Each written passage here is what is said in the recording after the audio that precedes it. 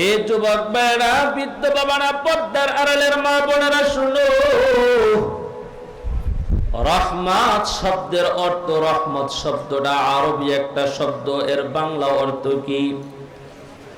উলামায়ে কেরাম জুমার দিন বয়ান করেন, মসজিদে আসবেন তো রহমতের ফেরেশতা আপনাদেরকে বেষ্টন দিয়ে রাখেন। ওয়াজের ময়দানে বসে যাও, রহমতের ফেরেশতা তোমাদেরকে বেষ্টন দিয়ে রাখেন। রহমত আরবি শব্দ, বাংলা অর্থ হলো আরাম, শান্তি, নিরাপত্তা। সবাই বলেন রহমত শব্দের অর্থ কয়টা? তিনটা। জোরে বলেন কয়টা? আরাম, শান্তি, নিরাপত্তা।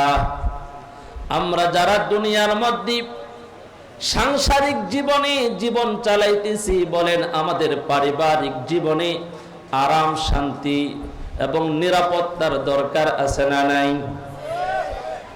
এরে যুবক ভাই, বৃদ্ধ বাবা, পর্দার অন্তরালের আমার মা,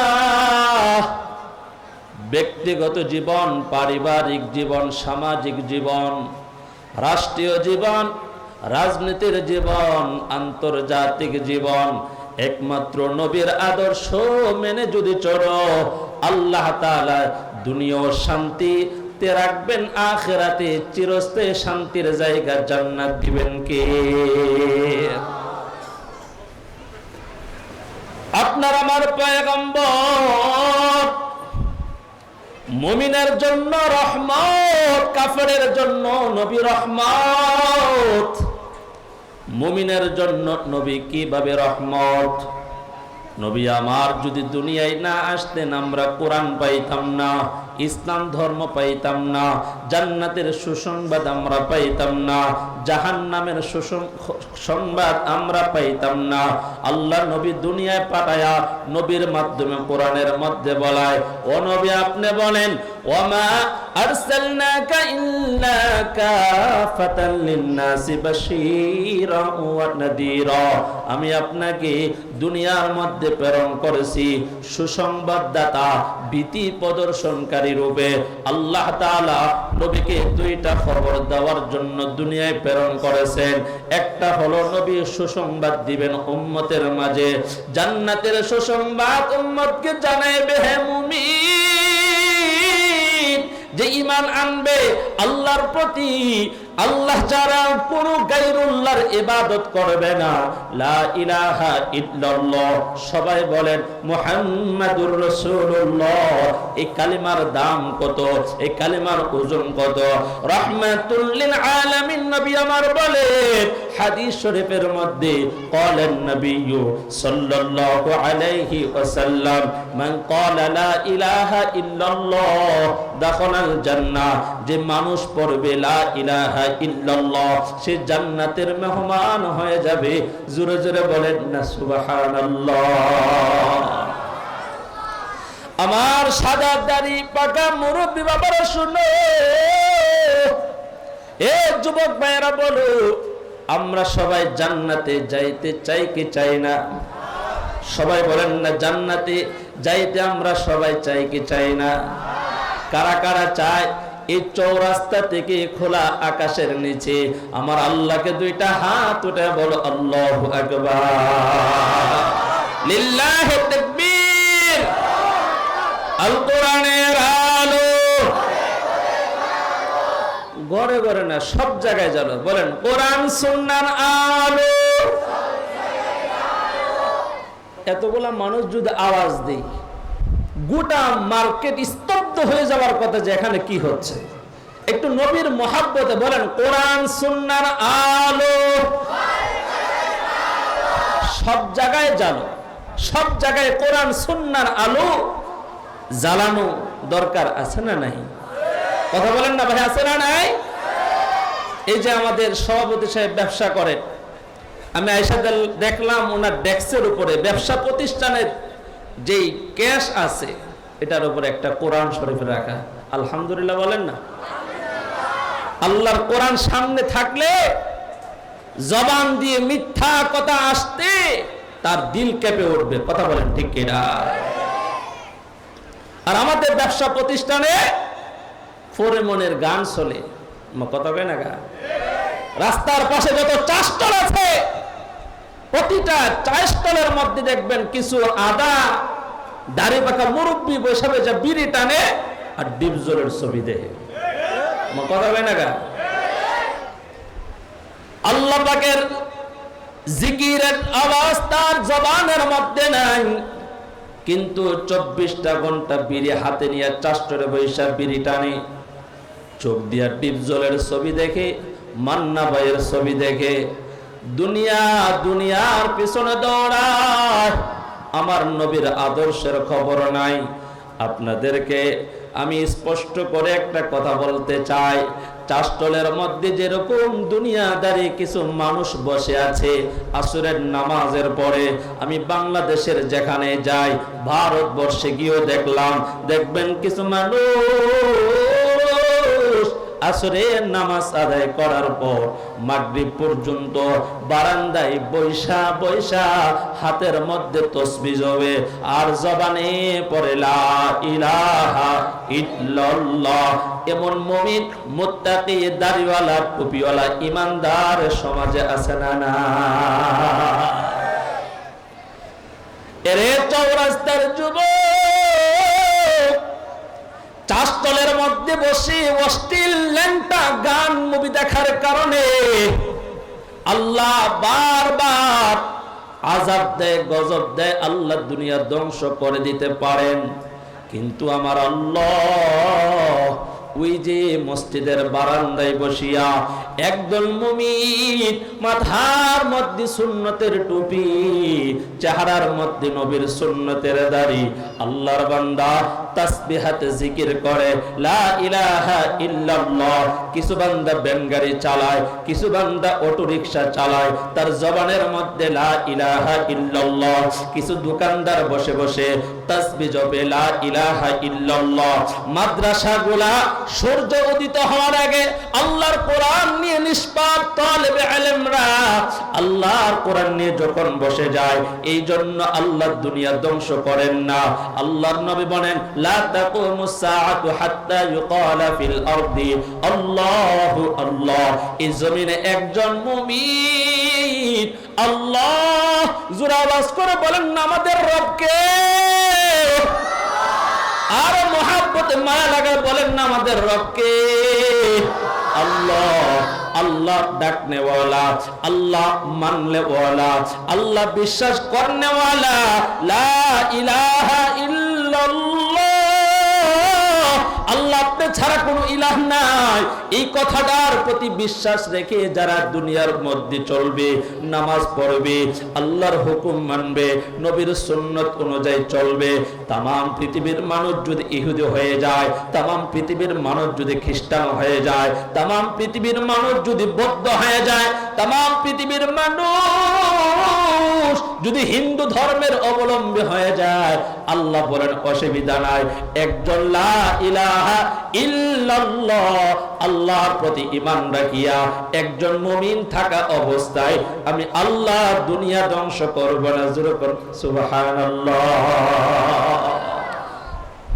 মুহতারাম হাজিরিন, নবী আমার ঈমানদারের জন্য রহমত, কাফেরের জন্য রহমত। এখন প্রশ্ন হলো হুজুর কাফের মুশরিকদের জন্য নবী কিভাবে রহমত? জানা দরকার আছে না নাই? আল্লাহ তাআলার প্রিয় বান্দারা যদি নবীর প্রতি ঈমান, আল্লাহর প্রতি ঈমান না আনতো, তাহলে কাফের মুশরিকদেরকে আল্লাহ নূহ আলাইহিস সালাতু ওয়াস সালামের জাতির মতন ধ্বংস করে দিতেন। কিন্তু ঈমানদার থাকার কারণে, নবীওয়ালা কাজ চলার কারণে, ওয়াজ মাহফিল থাকার কারণে, আযান চলার কারণে, নবীর শান বর্ণনা করার কারণে, আল্লাহ আল্লাহ বলনেওয়ালা ঈমানদার মুত্তাকি থাকার কারণে, নবীর সুন্নতের আদর্শ মেনে চলার কারণে আল্লাহ কাফের মুশরিকদেরকে সকালবেলা সূর্য দেয়, রাতের বেলা সূর্য অস্ত করিয়া তাদেরকে ঘুমানোর জন্য দেয়। এর নবীর উম্মতের দল, নবী আমার বলেন ও জগতের মানুষ, বলিয়া আইয়ুহান নাস নাসু ইন্নী রাসূলুল্লাহি ইলাইকুম জামিআ। হে মানব সম্প্রদায়, হে ঈমানদার বলে নাই, হে ইহুদি সম্প্রদায় বলে নাই। নবী আমার, আল্লাহ বলেন নবী আপনি বলেন কুল ইয়া আইয়ুহান নাস, হে মানব সম্প্রদায়, ইন্নী রাসূলুল্লাহি ইলাইকুম জামিআ, তোমাদের সকলের কাছে আল্লাহ আমাকে রাসূল হিসেবে প্রেরণ করেছেন। আমি হইলাম রাসূল, তোমরা পড়ো লা ইলাহা ইল্লাল্লাহ। নবী আমার কালিমার দাওয়াত দেয়। মক্কার কিছু শ্রেণীর মানুষ আল্লাহ নবীর হাতে কালিমা পড়ে মুসলমান হয়ে যায়। নবীর আপনজনেরা নবীকে কষ্ট দেয়, নবীরে পাগল বলে, নবীরে গণক বলে, নবীরে জাদুকর বলে। আল্লাহ পাক রব্বুল আলামিন সূরাতুল কলামে আয়াত নাযিল করে বলেন নবী আপনি মন খারাপ করবেন না, আপনারা যারা পাগল বলে আমি আল্লাহ এর জবাবে বললাম মা আনতা বিনিআমাতি রাব্বিকা বিমাজনুন। আল্লাহ বলেন আপনাকে যারা পাগল বলে নবী আপনি পাগল না, বরংস এরা পাগল। জোরে কর না আল্লাহু আকবার। ওয়া ইন্নাকা লাআলা খুলুকিন আযীম। আল্লাহ নবীর চরিত্র পবিত্র কোরআনে বলে আপনি হলেন মহা চরিত্রের অধিকারী। জোরে জোরে কর না সুবহানাল্লাহ। আমার যুবক ভাইরা, বৃদ্ধ বাবারা, পর্দার আড়ালের মা বোনেরা, নবী যখন দাওয়াতি কাজ শুরু করে দেয়, মক্কার আবু জাহেল, আবু লাহাব, উতবা, শাইবা, উবাই ইবনে খালফ, মক্কার নেতৃস্থানীয় ব্যক্তিরা একদিন নবীর চাচা আবু তালেবের কাছে গিয়ে নালিশ করলেন। আবু তালেব অসুস্থ হয়ে গেলেন, বৃদ্ধ অবস্থায়। এমতো অবস্থায় এরা গিয়ে বললেন হে কুরাইশ নেতা আবু তালেব, আপনি দুনিয়া থেকে চলে যাইবেন, মুহাম্মদের সাথে আমাদেরকে একটা সমাধান করে যান। আমরা চাই মুহাম্মদের উপর যেন কোনো আক্রমণ না করি, আমরা কোনো ধরনের হাঙ্গামা চাই না, দাঙ্গা চাই না, মারামারি চাই না, রক্তপাত চাই না। আপনি মুহাম্মদকে ডেকে বলেন আমাদের দেবদেবী, আমাদের ধর্মের বিরুদ্ধে কথা না বলার জন্য। আবু তালেব খোলাসা মনে ভাতিজা মুহাম্মদকে ডেকে ঘরের ভিতরে প্রবেশ করাইলেন। নবী আমার তাকায় দেখে মক্কার শীর্ষ নেতৃবৃন্দ আবু তালেবের সামনে বসে আছে, শুধুমাত্র একটা চেয়ার বসার বাকি। নবী আমার যখন ওই চেয়ারের মধ্যে বসতে যায়, আল্লাহর নবীর সাহাবী হযরত ইবনে আব্বাস রাদিয়াল্লাহু তাআলা আনহু এই ঘটনা বর্ণনা করতেছেন। আবু জাহেল ছিল দুষ্ট এবং চালাক। সে চিন্তা করলো আবু তালেব বৃদ্ধ মানুষ, মৃত্যুর আগে মুহাম্মদের প্রেমে পড়িয়া যদি তার কথার প্রতি ঈমান আইনা যদি মুসলমান হয়ে যায় আমরা লজ্জিত হব। এই কথা ভেবে আবু জাহেল ওই খালি চেয়ারের মধ্যে বসে গেলেন।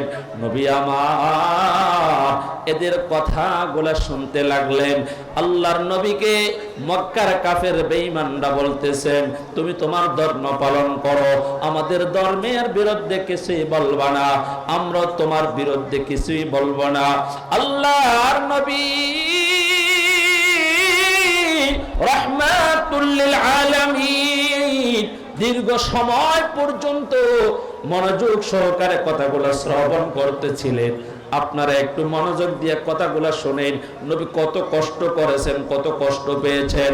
আপনজনরা নবীকে এই কথাগুলা বলে বলে যখন পরামর্শ দিচ্ছেন, আল্লাহর নবী বলেন চাচা যত কথাই আপনি আমাকে বলেন না কেন, আমি আপনাকে এমন একটা প্রস্তাব দেব, আমি আপনাকে একটা দাওয়াত দিব, যদি আমার একটা প্রস্তাব মেনে যান সমস্ত আরব ওনা আরবরা আপনাদেরকে কর দিয়া চলবে, আপনাদের কথা মতে উঠবে, আপনাদের কথা মতে বসবে।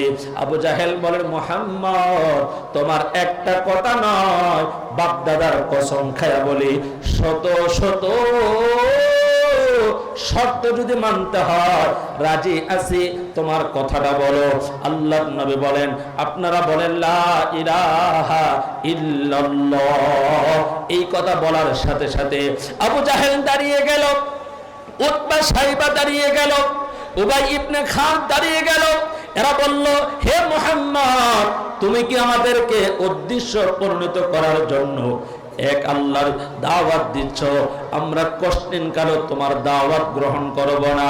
আল্লাহ তাআলা এদের কথাগুলা পবিত্র কুরআনুল কারীমের মধ্যে সূরাতুস সাদের মধ্যে নাযিল করলেন। আল্লাহ বলেন, আজআলাল আলিহাতা ইলাহা ওয়াহিদা ইন্না হাযা লাশাইউন উজাব। জোরে পড়ো আল্লাহু আকবার। মক্কার কাফেররা বলল, এতগুলা দেব দেবী আর মূর্তির বিরুদ্ধে শুধুমাত্র একজন আল্লাহ আমাদের জন্য যথেষ্ট মনে করেছো। মুহাম্মদ উদ্দেশ্য প্রণীত করে আমাদেরকে দাওয়াত দেয়, আমরা তোমার কথা শুনবো না। সকলেই তাদেরকে তাড়াইয়া দিলেন, সবাই চলে গেলেন। আর তাদের গোত্রের লোকদেরকে বললেন, তোমরা তোমাদের দেবদেবীর পূজা করতে থাকো। আমরা পূর্বে কোন ধর্মের মধ্যে এমন কথা শুনি নাই। আর আল্লাহর পক্ষ থেকে শুধুমাত্র একজনের কাছেই ওহী আসে। আমাদেরকে কি আল্লাহ দেখে না? আজআলাল আলিহাতা ইলাহা ওয়াহিদা ইন্না হাযা লাশাইউন উজাব ওয়ান্তালাকাল মালাউ আনিমশু ওয়াসবিরু আলা আলিহাতিকুম ইন্না হাযা লাশাইউন ইউরাদ।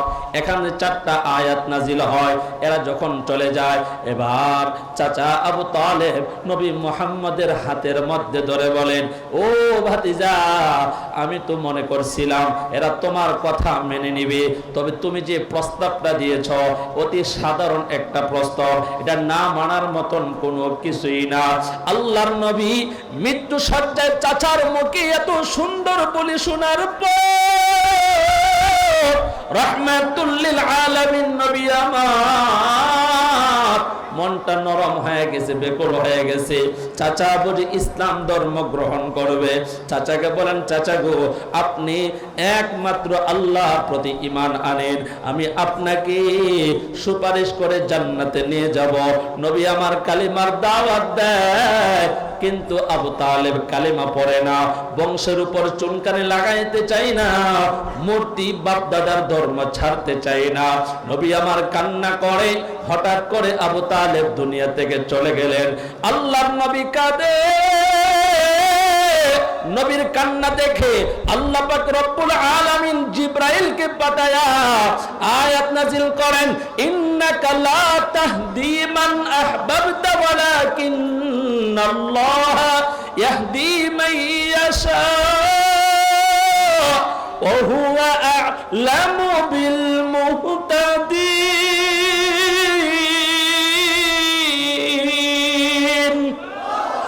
আল্লাহ বলেন, নবী গো, আপনি যাকে ভালোবাসেন চাইলে আপনি তাকে হেদায়েত দিতে পারবেন না। আল্লাহ যাকে চান তাকে হেদায়েত দান করেন।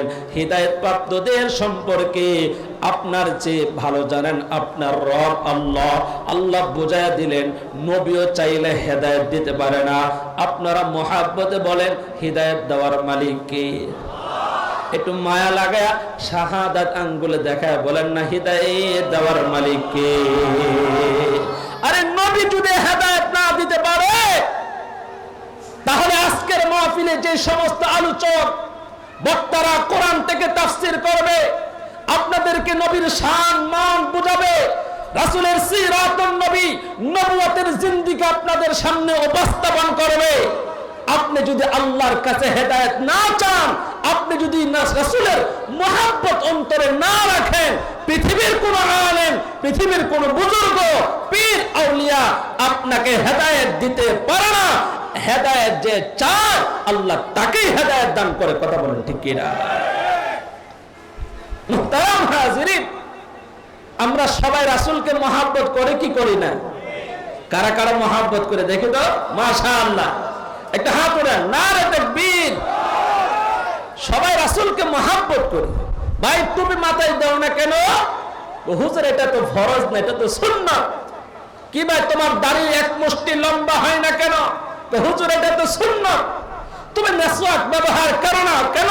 বলে নবী হুজুর এটা তো সুন্নাত, তোমার বাসার মধ্যে দস্তরখান নাই কেন? হুজুর এটা তো সুন্নাত। এইভাবে দেখা যায় সুন্নতি লিবাস নাই, সুন্নতি পোশাক নাই, সুন্নতের আদর্শ নাই। প্রত্যেকের অন্তরে ঢালাও ভালোবাসা, ভালোবাসা মুখে নবীকে ভালোবাসা, বাস্তবে যদি রাসূলুল্লাহর সুন্নাত না থাকে এটা ভণ্ডামি ছাড়া আর কিছুই হতে পারে না। কথা বলে ঠিক কিনা? মুখে যেরকম রাসূলকে ভালোবাসি তার প্রমাণ বাস্তবে করতে হবে। মুহতারাম হাজিরিন, সময় কম, আমি আপনাদেরকে আজ বলি রাসূলুল্লাহর এক একটা সুন্নতের ওজন কত, রাসূলুল্লাহর এক একটা সুন্নতের মূল্য কত, রাসূলের এক একটা সুন্নতের নেকি কত। পয়গম্বর বলেন, ক্বালেন নবী সাল্লাল্লাহু আলাইহি ওয়াসাল্লাম, আল্লাহ রাসূল বলেন, মান তামাসসাকা বিসুন্নতি ইনদা ফাসাদি উম্মতি ফালাহু আজরু মিআতি শাহীদ। আল্লাহ রাসূল বলেন, ফিতনার জামানায় আমার উম্মত এক সুন্নাত আদায় করবে তো আমি নবীর জামানার 100 গলা কাটা শহীদের সওয়াব দেব। এটা আওয়াজ করে বলা যায় না সুবহানাল্লাহ? আমার যুবক ভাইরা, আপনাদেরকে দৃষ্টি আকর্ষণ করে বলি, বাজারের মধ্যে যে ব্যক্তি কিনা বেচা করেন, 1 টাকা দিয়া বাজারে সদাই পাওয়া যায় কি যায় না?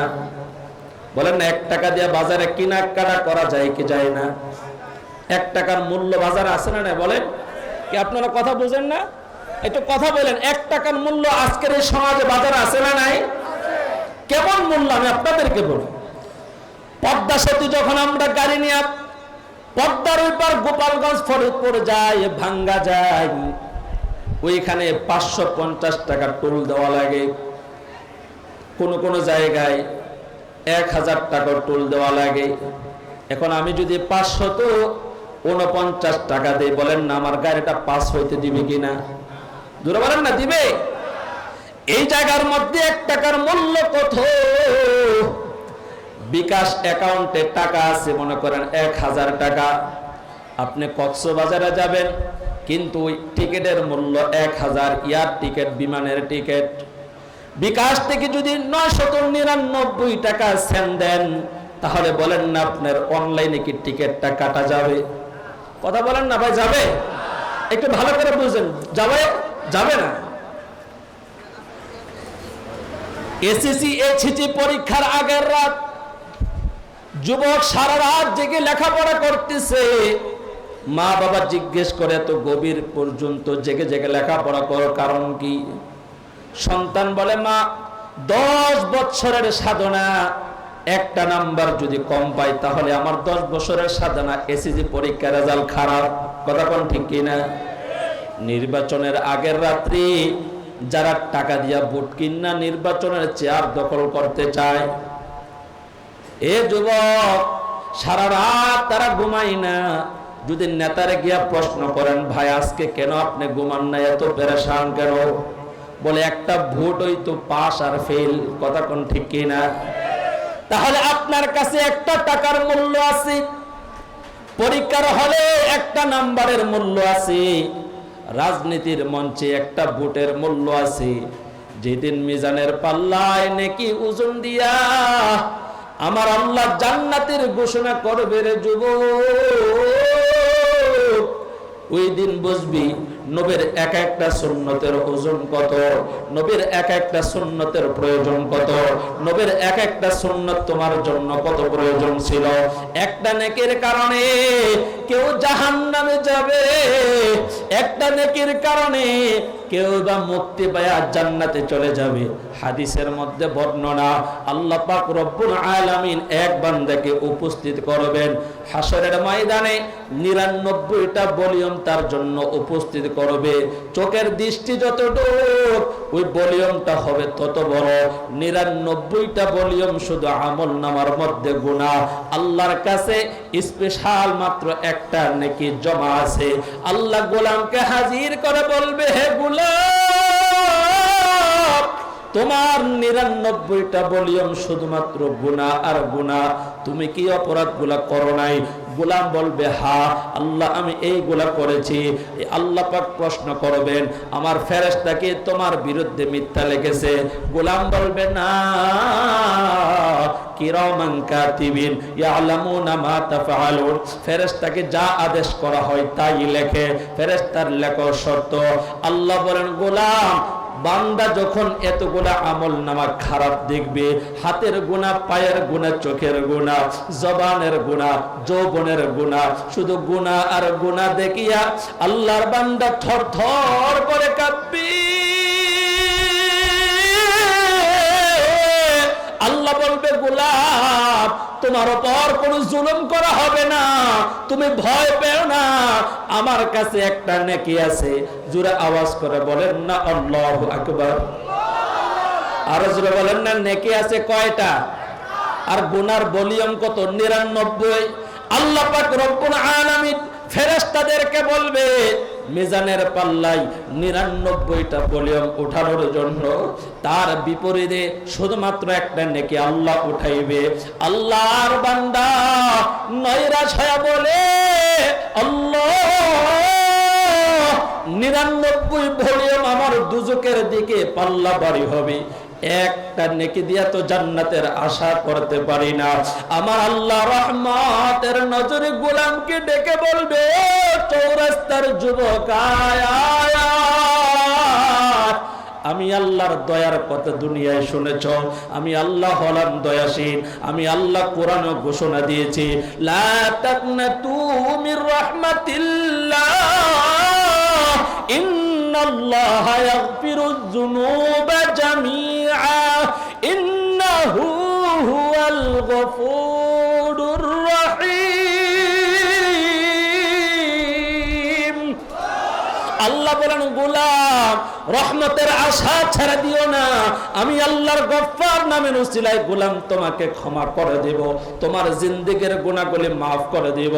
এর নবীর উম্মতের দল আল্লাহর বান্দা হাজির মিজানের পাল্লা শুধুমাত্র একটা নেকি আল্লাহ উঠাইবেন, 99 ভলিউম গুনার বিপরীতে বান্দা নৈরাশ হয়ে যায়। ফেরেশতারা তাকায় আছে, আল্লাহ পাক রব্বুল আলামিন তার কুদরতি হাত দিয়া একটা নেকি যে আমল নামার মধ্যে আছে ওই ভলিউমটা 99 গুনার ভলিউমের বিপরীতে যখন উঠায়া দেয়, আল্লাহ পাক রব্বুল আলামিনের ফেরেশতা হাসতে থাকে, তাকায় দেখে এক নেকির পাল্লা নিচে হয়ে যায়, গুনার পাল্লা উপরে উঠা যায়। জোরে আওয়াজ করে বলেন না আল্লাহু আকবার। রহমতের ফেরেশতারা চিৎকার মেরে বলেন আল্লাহ তোমার কুদরতি হাতে শুধুমাত্র একটা কাগজের মধ্যে এত পাওয়ার, ওই কাগজের মধ্যে কি লেখা আছে? আল্লাহ পাক রব্বুল আলামিন নিজ কুদরতি হাত দিয়ে লিখেছে আশহাদু আল্লাহ ইলাহা ইল্লাল্লাহু ওয়া আশহাদু আন্না মুহাম্মাদান আবদুহু ওয়া রাসূলুহু। শুধুমাত্র বান্দা আল্লাহ আছেন এই কথা বিশ্বাস করে আল্লাহর প্রতি ইয়াকিন রেখে দুনিয়া থেকে ইন্তেকাল করেছে, এই ঈমানের পাওয়ার, এই ঈমানের নেকি তাকে জান্নাতি বানায়া দিয়েছে। জোরে জোরে কন্না সুবহানাল্লাহ। মুহতারাম হাজিরিন, যে ঘটনা বললাম, ঘটনা বলা আমার উদ্দেশ্য না, আমি বলতে চাই নবীর একটা সুন্নতের কদর কত, নবীর একটা সুন্নতের ওজন কত। একটা টাকার মূল্য আপনি বুঝেন, একটা ভোটের মূল্য আপনি বুঝেন, আপনি একটা পরীক্ষার ফল একটা নাম্বারের মূল্য বুঝেন, কিন্তু নবীর সুন্নত একটা একটা করে যদি আদায় করেন, আরে অনেক ব্যবসায়ী ভাইয়েরা দেখবেন দোকানের মধ্যে মাটির ব্যাংক রাখে, বলেন না আছে না নাই?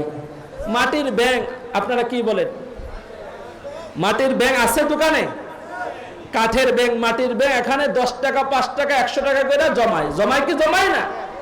বছর শেষে দেখা যায় 1 বছর পরে ওই ব্যাংকের ভিতরে অনেক টাকা জমা হয়। আপনি যদি নবীকে মহাব্বত করে একটা একটা সুন্নত আদায় করেন, নবীর সুন্নত টুপি মাথায় দেন, নবীর সুন্নতের দাড়ি লম্বা করেন, হাতের নখগুলা সুন্নত তরিকায় কাটেন, এ মুসলমান পায়ের নখগুলো সুন্নত তরিকায় কাটেন। পোশাকটাও নেইমারের পোশাক নয়, মেসির পোশাক নয়, সুন্নতি পোশাক, মুসলমানদের পোশাক, যেটার মধ্যে নায়কের ছবি নাই, নায়িকার ছবি নাই। আজকে মুসলমানের সন্তান সেলুনে গিয়ে এমন ভাবে চুলের কাটিং দেয়, দাড়ির কাটিং দেয়, বাজারে গিয়ে এমন পোশাক পরিধান করে, এটা মুসলমানের সন্তান না হিন্দুর সন্তান বোঝা যায় না। কথা কোন ঠিক কিনা? কষ্ট পাইতেছেন আপনারা? এমন সন্তান সমাজে আছে না নাই, যার চুলগুলা নায়ক নায়িকা ইহুদি খ্রিস্টানদের আদর্শে কাটা? বলেন না, আছে না নাই? অভাব নাই। আল্লাহর নবী বলেন, মান আহাব্বা সুন্নতি ফাকাদ আহাব্বানি ওয়া মান আহাব্বানি কানা মাই ফিল জান্নাহ। রাহমাতুল লিল আলামিন নবী বলেন, যে আমাকে মহাব্বত করবে সে আমার সাথে যে আমার সুন্নতকে মহাব্বত করলো, সে আমি নবীকে মহাব্বত করলো। আর আমি নবীকে যে মহাব্বত করবে, আমি নবীর সাথে জান্নাতে থাকবে। বুঝে থাকলে বলেন, নবীর সুন্নত মহাব্বত করলে নবীকে মহাব্বত করা হয়। নবীকে যারা মহাব্বত করে নবীর সাথে জান্নাতে থাকবে। এখানে যারা আসছেন সবাই বলেন, নবীর সাথে জান্নাতে আমরা থাকতে চাই কি চাই না? নারে তাকবীর! কোরআন সুন্নাহর আলো সব জায়গায় জানো, বলেন সব জায়গাতে জানো। কোরআন সুন্নাহ যেখানে, বিড়ি টানা যেখানে, সুদ ঘুষ যেখানে, দুর্নীতি আছে যেখানে, চাঁদাবাজি টেন্ডারবাজি যেখানে, লিল্লাহে তাকবীর! মুহতারাম হাজিরিন, নবীর সুন্নাহ শুধুমাত্র শরীরের মধ্যে রাখলেই হবে না, আমার ঘর সুন্নাত দিয়ে সাজাইতে হবে। কথা বলেন ঠিক কিনা? আপনাদের মনোযোগ আছে? মাগরিবের পরে বয়ান শোনা খুব মুশকিল, কেন আমার দেশের শ্রোতারাও জানে 10টার আগে কোনো ভালো বক্তা বসে না। কথা কোন ঠিক কিনা? আমার দেশের শ্রোতারাও জানে 10টার আগে ভালো বক্তা বসে না। ভাই আলহামদুলিল্লাহ, এই শীতের মৌসুমে আল্লাহ তাআলা দেশ বিদেশ সফর করার সুযোগ দিয়েছে। তা আপনাদের সামনে দরদ নিয়ে আমার ভাই আবুল হোসেন সাহেব আহ্বান করেছে, মাগরিবের পরে কথা বলতে হবে। আমি আপনাদেরকে বলতে চাই, মাগরিবের পরে যে কোরআন থেকে আপনাদেরকে নসিহত করা হয়েছে, এশারার পরে কি অন্য কোরআন থেকে নসিহত করা হবে? কথা বলেন না। 10টার পরে কি অন্য কোরআন থেকে নসিহত করা হবে? না। আসতেন এখানে, আল্লাহ আপনাকে আসার সুযোগ করে দিয়েছে। আমার এই বয়ান থেকে আপনারা একটা আমল যদি নিয়ে যাইতে পারেন, যে হুজুর আমাদেরকে বলছেন 1 টাকার মূল্য বুঝি, একটা পরীক্ষার নাম্বারের মূল্য বুঝি, নির্বাচনে একটা ভোটের মূল্য বুঝি, মাগার একটা সুন্নতের মূল্য আমাদের কাছে নাই। আজকে থেকে যাওয়ার পর একটা সুন্নতি টুপি আপনি মাথায় দিয়ে রাখলেন, আপনি এখান থেকে যাওয়ার পর রাসূলের আশিক হয়ে আগামীকাল 10টা বাজে সেলুনের দোকানে দেখবেন এক শ্রেণীর ট্রেডিশনাল মুসলমান, যারা নামে মুসলমান, দেখবেন এর আগে সুন্দর করে ইচ্ছা মতো দাড়ি কামাইবে। কথা বলে না? আর আমি আওয়াজ করে বলেন, এমন আছে না নাই? এরা যদি জিজ্ঞেস করেন দাড়ি কামাও কেন, তো জুমার দিন মসজিদে যাবো। আচ্ছা, হ্যাঁ দাড়ি কামায় মসজিদে যাবে, বলেন না, হ্যাঁ কি সুন্নত আদায় করলো না সুন্নত জবাই করলো? আপনারা কি লজ্জা পাইতেছেন? জোরে আওয়াজ করে বলেন, জুমার দিন দাড়ি কামায় এমন মুসলমান চৌরাস্তা নাই মনে হয়? আর আওয়াজ করে বলেন না, আছে না নাই? এখানে যাদের থুতনায় দাড়ি নাই, হ্যাঁ খুব টেনশনে পড়ে গেছে, আমি যে কথাগুলো বলবো আপনার মসজিদের মহল্লার ইমাম এই কথা বলবে না।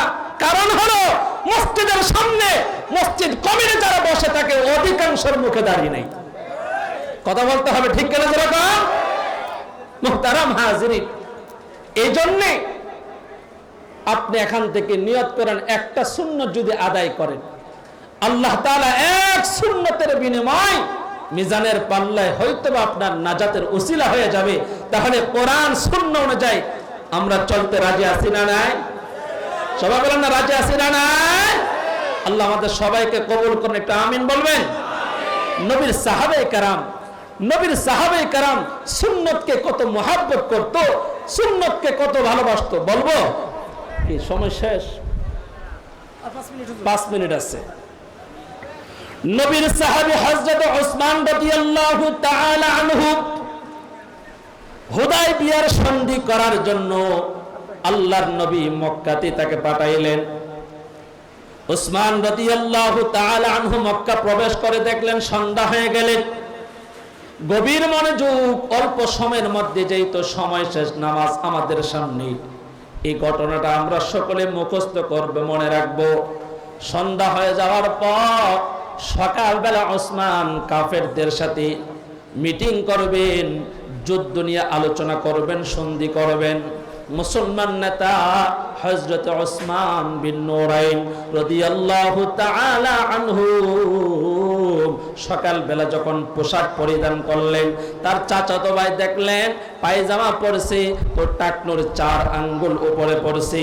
আল্লাহর নবীর সাহাবী হযরত ওসমান যখন মক্কার কাফেরদের সাথে মিটিং করার জন্য, সন্ধি করার জন্য রওনা হয়েছে, চাচাতো ভাই পিছন দিক দিয়ে কাপড় টেনে ধরলেন। ভাই, তুমি যে পদ্ধতিতে তোমার পায়জামা পরেছ, টাকনুর উপরে পায়জামা পরেছ, তুমি কি জানো আরবের নীতি আদর্শ কি তোমার জানো আছে?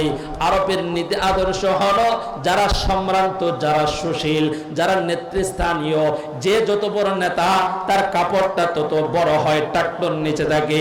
তুমি মক্কার কাফেরদের সাথে নবীর পক্ষ থেকে মুসলমানদের পক্ষে তুমি সন্ধি করার জন্য আসছো। তুমি যদি টাকনুর উপরে কাপড় পরিধান করে মক্কার কাফেরদের মজলিসে যাও, নেতৃস্থানীয়দের মজলিসে যাও, এরা তোমাকে মূল্যায়ন করবে না, তোমাকে অপমান করবে, তুমি অপদস্থ হবে, মানহানি হবে। আল্লাহর নবীর সাহাবী হযরত ওসমান রাদিয়াল্লাহু তাআলা আনহু বলেন, আল্লাহর কসম আমি নবীর সুন্নাত ছাড়তে পারবো না। আমি যেভাবে কাপড় পরিধান করেছি টাকনুর উপরে, আমার হাবিব, আমার পয়গম্বর নবী মুহাম্মদুর রাসূলুল্লাহ, সকলে বলেন সাল্লাল্লাহু আলাইহি ওয়াসাল্লাম, এইভাবে টাকনুর উপরে পায়জামা পরেছে। নবীর সুন্নত হলো, নবীর পছন্দ হলো পায়জামা টাকনুর নিচে পড়বে না, লুঙ্গি টাকনুর নিচে পড়বে না। আল্লাহর নবীর সাহাবী ওসমান বলেন, আমি আমার চোখ দিয়া আমার নবীকে টাকনুর উপরে এইভাবে কাপড় পরিধান করতে দেখেছি। মক্কার কাফের বেঈমানেরা আমাকে লজ্জিত করুক, আমাকে অপমানিত করুক, আমি আমার নবীর সুন্নাত ছাড়তে পারবো না। জোরে জোরে বলেন না আল্লাহু আকবার। সাহাবায়ে কেরামদের প্রেম আর ভালোবাসা, সুন্নাতের আদর্শ নবীর সাহাবায়ে কেরামদের মধ্যে এমন ছিল, ইজ্জতের চিন্তা করেন নাই। আমার ভাইয়েরা, সম্মান থাকবে না যাবে চিন্তা করেন নাই। নবীর সুন্নতকে এমন ভাবে আঁকড়ে ধরেছে, কাফেরদের সামনেও নবীর আদর্শের কথা বলে যায় নাই, সুন্নতের কথা বলে যায় নাই। আমি বলতে চাই 1000 বছর পরে আজকে যারা নেতার স্লোগান দাও, আজকে যারা দুনিয়ার স্লোগান দাও, আমার নেতার চরিত্র ফুলের চেয়ে পবিত্র। সমস্ত পৃথিবীর, तमाम পৃথিবীর নেতাদের নেতা সাইয়্যিদুনা নবী মুহাম্মদুর রাসূলুল্লাহ, সকলে বলেন সাল্লাল্লাহু আলাইহি ওয়াসাল্লাম। নবীর আদর্শের চেয়ে উত্তম আদর্শের নেতা পৃথিবীতে আল্লাহ পাঠায় নাই কাউকে। কথা বলেন ঠিক কি না? এই নবীর আদর্শ গ্রহণ করতে আমরা সবাই রাজি আছি না নাই? সবাই বলেন ইনশাআল্লাহ। আর জোরে বলেন ইনশাআল্লাহ। আল্লাহ আমাদের সবাইকে কোরআন এবং সুন্নাহ রাসূলের মহব্বত অন্তরে রেখে চলার তৌফিক দান করেন। সকল মহব্বত আমিন বলেন।